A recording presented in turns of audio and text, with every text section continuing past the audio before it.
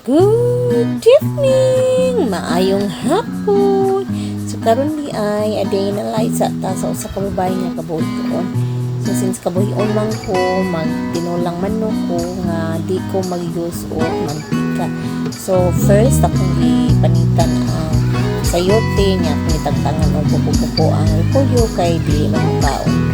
Sa buko ko si inahan o si amahan kay gahi man. So since sila mo ka ako na lang itaktak din akong gihumol sa tubig nga nay asin para mataktak ang mga pesticides nga pang spray sa dahon sa repolyo.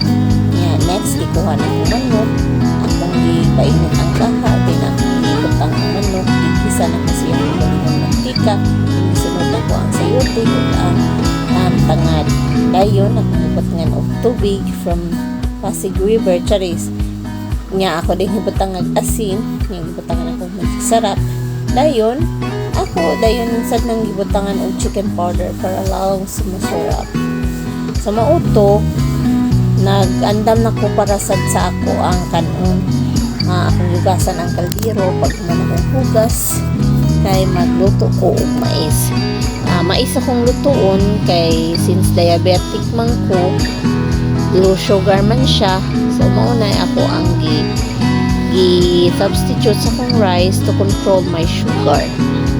So next akong ipabukal paabot ko nga bukal akong mais para yunod na ko mais niya simmer na ko mag-ayo ang manok kay si amahan og sinahan di man ganahan og gulay nga gahi.